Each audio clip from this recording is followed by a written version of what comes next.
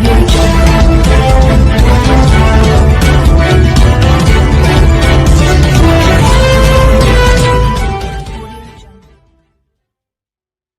Sensitive issue అధ్యక్ష.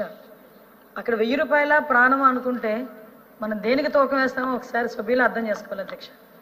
అది 1000 రూపాయల వరకు మనకి ఈరోజు ఒక సుప్రీంకోర్టు గైడ్ లైన్స్ అధ్యక్ష. సుప్రీంకోర్టు గైడ్ లైన్స్ ప్రకారం గవర్నమెంట్ ఆఫ్ ఇండియా యాక్ట్లో జీవో నెంబర్ 21, ఇది ఎప్పుడు ఇచ్చిన జీవో అంటే అధ్యక్ష 21/10/2020లో ఇచ్చిన జీవో అధ్యక్ష. 1000 రూపాయలు ఫైన్ విధించాలి హెల్మెట్ లేకుండా అన్నది. ఇది గవర్నమెంట్ ఆఫ్ ఇండియా ఇచ్చిన యాక్ట్ ఇది. సో నేనేమంటానంటే అధ్యక్ష, ఇక్కడ 1000 రూపాయల వరకు అంటే 100 రూపాయల చలనం నుంచి 1000 రూపాయల చలనం వరకు మార్చారు అంటేనే ఎక్కడ కూడా మార్పు రావట్లేదు. ప్రతి తల్లిదండ్రులు, చాలా మంది తల్లిదండ్రులకి ముఖ్యం కడుపు కోత మిగిలిపోతుంది. హెల్మెట్ లేకుండా నడపడం వల్ల మనం జాగ్రత్తగా వెళ్ళినా కూడా అవతలడు జాగ్రత్తగా రాకపోయినా కూడా యాక్సిడెంట్ అయితే అక్కడ చనిపోయే పరిస్థితులు ఉన్నాయి. హెడ్ భూమికి తగిలి చనిపోయే పరిస్థితులు ఉన్నాయి. వీటన్నిటి నేపథ్యంలో వేసిన పరిస్థితి అధ్యక్ష. 2001 నుంచి 2024 వరకు అధ్యక్ష fatal accidents, non fatal accidents గురించి చూసుకుంటే అధ్యక్ష దగ్గర ఒక ఈ 4 సంవత్సరాలు 2021లో 7585 ఫ్యాటల్ యాక్సిడెంట్స్ అధ్యక్ష. ఒక్క సంవత్సరంలో అతి ఘోరమైన యాక్సిడెంట్లు జరిగినవి. 2022లో 7688 అధ్యక్ష. 2023లో 7516 అధ్యక్ష. 2024లో 6902 అధ్యక్ష. అంటే సుమారుగా అతి ఘోరమైన ప్రమాదాలు ఎన్ని జరిగినాయో జస్ట్ సభ్యులకి మీకు ఇన్ఫర్మేషన్ ఇస్తున్నాం. అదేవిధంగా నాన్ ఫ్యాటల్ యాక్సిడెంట్స్ చూసుకుంటే అధ్యక్ష 10,000 దాటినాయి అధ్యక్ష అన్ని కలిపి. వీటిలో అధ్యక్ష కేవలం హెల్మెట్ లేని కారణంగా 2021లో అధ్యక్ష 2577 మంది చనిపోయారు అధ్యక్ష. కేవలం హెల్మెట్ లేకపోవడం వల్ల. ఇక్కడ మీరే ఆలోచించుకోవాలి. ఈ 1000 రూపాయల ఫైన్ అన్నది రాష్ట్రంలో అన్ని చోట్ల కూడా మొదలు పెట్టలేదు. To be implemented. ఇంకా ఇంప్లిమెంట్ చేయడానికి మేము ఒక ఎక్సర్సైజ్ చేస్తున్నాం. కానీ కొన్ని చోట్ల పైలట్ ప్రాజెక్ట్ కింద కొంత మూవ్మెంట్ అనేది జరిగింది. మీరు అక్కడ ఉన్న జరిగిన సిచ్యువేషన్ మీరు చెప్తున్నారు, కానీ స్టేట్ మొత్తంలో ఎక్కడ 1000 రూపాయల ఛానల్ అన్నది ఇంకా లేదు, టు బి ఇంప్లిమెంటెడ్. కానీ దీని మీద కూడా అవేర్నెస్ క్రియేట్ చేసిన తర్వాతనే పెట్టాలని గౌరవ ముఖ్యమంత్రి గారి ఆదేశాల మేరకు ఇంకా అవేర్నెస్ ప్రోగ్రామ్స్ మేము కండక్ట్ చేస్తున్నాం. మీరే ఆలోచించండి. 2022లో 3042 మంది చనిపోయారు అధ్యక్ష కేవలం హెల్మెట్ లేని కారణంగా. 2023లో 3108 మంది చనిపోయారు. 2024లో 3400 మంది చనిపోయారు అధ్యక్ష. అంటే ఒక హెల్మెట్ లేని కారణంగా చనిపోయిన వాళ్ళ సంఖ్య చూస్తున్నాం. అదేవిధంగా ఇంజూరియస్ పర్సన్స్ చూస్తే డబల్ ట్రిపుల్ ఉన్నారు అధ్యక్ష. ఒక్కసారి మనం కూడా ఆలోచన చేసుకోవాలి. ప్రతిసారి అదేవిధంగా అధ్యక్ష రోడ్ యాక్సిడెంట్లు జరగకుండా బ్లాక్ స్పాట్స్ ని సుమారుగా 961 బ్లాక్ స్పాట్స్ ని కూడా మేము ఐడెంటిఫై చేసి దగ్గర 1117 సీసీ కెమెరాలు కూడా ఏర్పాటు చేసుకుని వాళ్ళకి ఎప్పటికెప్పుడు అక్కడ 24/7 పోలీస్ డిపార్ట్మెంట్ వాళ్ళని అక్కడ కాపలా పెట్టి వాళ్ళు డ్యూటీలు వేసి ఇంత పని చేస్తున్నా కూడా ఎక్కడో ఒక యాక్సిడెంట్ జరుగుతూనే ఉంటుంది అధ్యక్ష. ఆ యాక్సిడెంట్ అనేది నిర్లక్ష్యం కారణంగా జరుగుతుందా, లేకపోతే రోడ్డు వల్ల ఏదైనా అన్ఫార్చునేట్లీ జరుగుతుందా, ఇందువల్ల జరిగిన అధ్యక్ష కొన్ని ప్రాణాలు అయితే పోతున్నాయి అధ్యక్ష. ప్రికాషన్స్ తీసుకున్నా, మనం ఎన్ని అవేర్నెస్ ప్రోగ్రామ్స్ తీసుకున్నా మనం ప్రజాప్రతినిధులుగా ఉన్న మనం కానీ తల్లిదండ్రులు కానీ వీళ్ళందరూ కూడా కొంచెం అవేర్నెస్ క్రియేట్ చేసి ఈ యాక్సిడెంట్ని తగ్గించే ప్రయత్నం కూడా చేయాల్సిన బాధ్యత కూడా ఉంది అధ్యక్ష. నేను ఒకటే కోరుకుంటున్నాను, ఈరోజు 1000 రూపాయలు ప్రాణం కన్నా ఎక్కువ కాదు. అలాగని 1000 రూపాయలు వేసి ప్రజల మీద భారం వేయాలన్న పద్ధతి కూడా గవర్నమెంట్కి లేదు. కాకపోతే కనీసం ఒక భయం క్రియేట్ చేయడానికి, కనీసం వాళ్ళకు ఒక బాధ్యత క్రియేట్ చేయడానికి ఆ ఒక్క విషయంలోని గవర్నమెంట్ కూడా తీసుకుంటుంది. ఇందులో పోలీస్ డిపార్ట్మెంట్ వాళ్ళు మీరు ఏదో రూట్ గా బిహేవ్ చేస్తున్నారు, లేకపోతే 1 or 2 మెంబర్స్ ఉండొచ్చు రూట్ గా బిహేవ్ చేసేవాళ్ళు. కానీ మీరు కూడా నేను డిపార్ట్మెంట్ తరపున అభ్యర్థించేది ఏంటంటే డిపార్ట్మెంట్ వాళ్ళని కూడా తప్పుగా అనుకోకండి. ఎందుకంటే డిపార్ట్మెంట్ వాళ్ళకి ఎవరికి కూడా వాళ్ళ చుట్టము కాదు, వాళ్ళు ఎవరో కక్ష కూడా కాదు. కేవలం వాళ్ళ ప్రాణాలు కాపాడే ప్రక్రియలో వాళ్ళు కనుక రూల్స్ కి వ్యతిరేకంగా వెళ్తే వాళ్ళు ఆపే ప్రయత్నమే. మేము కూడా మీరు చెప్పిన సూచనల్ని మా డిపార్ట్మెంట్ వాళ్ళకి అందించి మరి అంత రూట్ గా బిహేవ్ చేయకుండా ఉండే చూసుకునే బాధ్యత కూడా తీసుకుంటామని సభాముఖంగా తెలియజేసుకుంటాం. వచ్చిన తర్వాత దేవుడు అందరి వారు, ఇస్లాం అయి ఉండొచ్చు, క్రిస్టియన్ అయి ఉండొచ్చు, హిందూ అయి ఉండొచ్చు, అందరి వాడని మేము పెట్టాం అధ్యక్ష. మేము ఎక్కడా తీనేదే. సో దయచేసి నోనో అధ్యక్ష అనవసరమైన కాంట్రవర్సీ రేపుతున్నారు తప్ప. ఒక్క నిమిషం అధ్యక్ష, in what way curriculum is related to the question. No no ఒక్క నిమిషం sir, in what way it is related to question. మీరు లేనిపోని కాంట్రవర్సీ లేవనెత్తదండి. ఆధారాలు ఉంటే మీరు బయట పెట్టండి, ఆధారాలు ఉంటే బయట పెట్టండి. సాఫ్రనైజేషన్ ఎక్కడ జరిగింది, మేము తీసుకొచ్చిన మేము తీసుకొచ్చిన పుస్తకాలు కులాలు మతాలు ప్రాంతాలు అతీతంగా పిల్లలకి బాగా చదవాలనేది మా లక్ష్యం అండి. మేము ఇస్తున్నాం. మా డిక్షనరీ అంటే మీకు తీసుకొస్తాం, మీరు చదవండి. దేవుడు అన్న పదం నేను ఇప్పుడు తెప్పిస్తాను డిక్షనరీ. కనీసం సార్ దేవుడు అన్న పదానికి మేము తీసుకొచ్చిన అర్థం ఏంటి, మీ ప్రభుత్వం తీసుకొచ్చిన అర్థం ఏంటి కూడా డిస్కస్ చేద్దాం హౌస్ లో. మళ్ళీ ఆ రోజు ఎందుకు మీరు వాకౌట్ చేశారు స్వామి? ఆ రోజు మీరు ఎందుకు వాకౌట్ చేశారు స్వామి? నాకు బాధ ఆవేదన ఉంటుంది సార్, నాకు బాధ ఆవేదన ఉంటుంది. మీరు హౌస్ ని తప్పుదారి పట్టించి మీరు 5 కోట్ల ఆంధ్రుల్ని తప్పుదారి పట్టిస్తే మేము కూర్చున్నాక సిద్ధంగా లేమండి. మేము కూర్చున్నాక సిద్ధంగా లేము. You withdraw that statement, I will sit, I have no problem. Saffronization జరగట్లేదు. I want be very clear. మేము సాఫ్రనైజేషన్ ఎక్కడ చేయట్లేదు. దేవుడికి మీరు ఇచ్చిన అర్థం ఏంటి, మేము ఇచ్చిన అర్థం ఏంటి చాలా స్పష్టంగా ఐఎమ్ రెడీ టు డిబేట్. చెప్పండి sir. As denounced by the BJP government at the center, are you willing to accept it? Sir ఒక్క నిమిషం. NEP sir, education first is a concurrent subject. First అది తెలుసుకోవాలి మనం. ఇట్ ఈస్ ఒక్క నిమిషం కూర్చోండి. It is a concurrent subject. It is advisory in nature. We will choose based on local conditions. I have right to choose. Government has right to choose. Local conditions బట్టి మేము వెళ్తాం తప్ప మాకు ఏదో ఒక పాలసీ వచ్చింది అది మేము రుద్దాలంటే మేము చేయం. లోకల్ కండిషన్స్ ఏంటి, అవసరాలు ఏంటి, సంఘాలతో మాట్లాడాలి, ప్రజాప్రతినిధులతో మాట్లాడాలి. మేము అందరం మనం మీటింగ్ పెట్టుకున్నాం. 3-4 గంటల సేపు ప్రజాప్రతినిధులు అందరూ కూర్చొని మాట్లాడుకున్నాం. అదే చెప్తున్నా. మీరు అనిన నో గౌరవ సభ్యుడు మీరు అడిగింది సాఫ్రనైజేషన్ అన్న పదం మీరు వాడారు. అది నేను ఒప్పుకోవట్లేదు. కావాలంటే సార్ డిక్షనరీ ఒకసారి తెప్పించండి, నేను డిక్షనరీ చదివి చెప్తాను. మీరు ఇచ్చిన డిక్షనరీలో అర్థం ఏముందో, మేము ఇచ్చిన డిక్షనరీలో అర్థం ఏముందో let us debate in this house. It is very important to debate in this house. Sir మీరు ఇచ్చిన పుస్తకాల గురించి చెప్తున్నాను సార్. తీయండి సార్. మీరు ఎందుకే బయటకు వెళ్ళారు ఆ రోజు?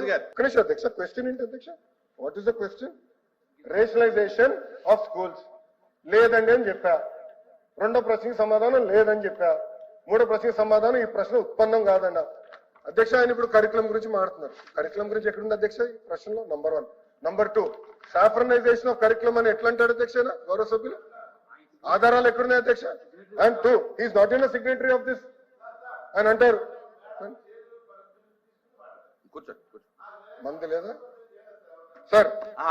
మాట్లాడటం గురించి కాదు మీరు ఆయన అనేది మీరు సార్ ఆయన మాట్లాడేది మీరు మాట్లాడటం గురించి కాదు. మీరు పర్మిషన్ తీసుకుని మాట్లాడారు. ఇందులో అడిగినటువంటి ప్రశ్నకి ఉప ప్రశ్నకి సంబంధం లేదనేది ఆయన కంటెంట్. అది కాదు అధ్యక్ష నేను కోరేది ఏంటంటే సబ్జెక్ట్ వరకు కన్ఫైన్ అవుతే నో ప్రాబ్లం. లేనిపోని ఆరోపణలు చేస్తే have a problem. Sir saffronization అనే పదమైన వాడారు. ఎక్కడ చేసామో నిరూపించమని చెప్పండి, నేను కూర్చుంటాను. I have no problem sir. అరే మీరు డిస్కషన్ పెడితే పారిపోయారు భయ్యా. ఎందుకు పారిపోయారు హౌస్ నుంచి? వాకౌట్ మీరు చేయలేరు. మంత్రి గారు డిస్కషన్ పైన వాకౌట్ చేసి మీరు మాట్లాడతారు. ఏం మాట్లాడతారు మీరు? అరే మీరు వాకౌట్ చేసి మాట్లాడతారు.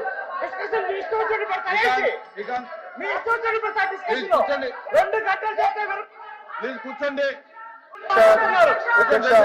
అధ్యక్ష ఒక్క నిమిషం. అధ్యక్ష 1 second. I'm not yielding. 1 second. I have the floor of the house. I'm not yielding. అధ్యక్ష నేను సూటిగా ప్రశ్నిస్తున్నా. ఇప్పుడు గౌరవ సభ్యులు ఓట్ చేసి బయటకు వచ్చాం నిబంధన సమయం. అంతేకాదు ఈరోజు ఇంకో అంశం కూడా జరిగింది. అందరం కూడా మంచి వాతావరణంలో స్పోర్ట్స్ కండక్ట్ చేద్దామని చెప్పారు. మేము సంతోషించాం, అందరూ సంతోషించాం. మంచి ఆహ్లాదకర వాతావరణంలో జరుగుతుంది. 2 సభలకి జరగాలి. కానీ ఒక్క సభకే స్పీకర్ గారు, ముఖ్యమంత్రి గారి తాలూకా ఫొటోస్ తప్ప చైర్మన్ గారి ఫోటోని ఎక్కడా కూడా వేయకపోవడం అనేది అది వేలెత్తి అడిగాం. అధికారుల మీద చర్య తీసుకోమన్నాం. ఎవరైతే దీన్ని అసత్వం వహించారో, ఎవరైతే దీన్ని ఈ విధంగా చేశారో అని చెప్పి అది కూడా ప్రభుత్వం తరఫున కూడా సానుకూలంగా చెప్పారు.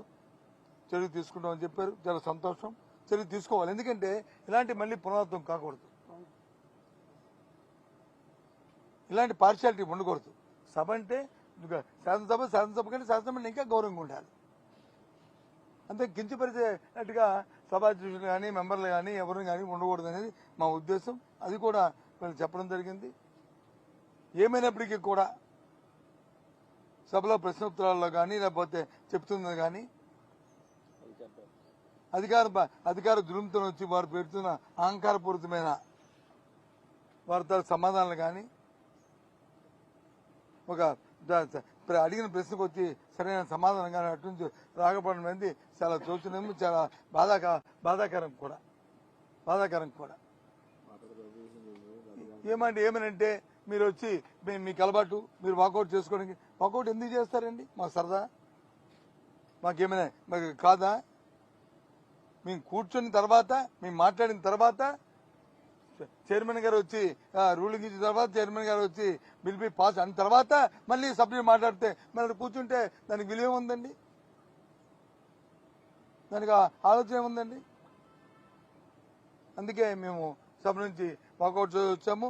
కాబట్టి ఈ ప్రభుత్వానికి ఈ చట్టసభల పట్ల ఏమాత్రమే గౌరవం ఉందో, ఏమాత్రమే వాళ్ళ ఆలోచనలో ఏ విధంగా ఆలోచిస్తున్నారో మరి రాష్ట్ర ప్రజానికని చూడమని చెప్పి కోరుతున్నాను.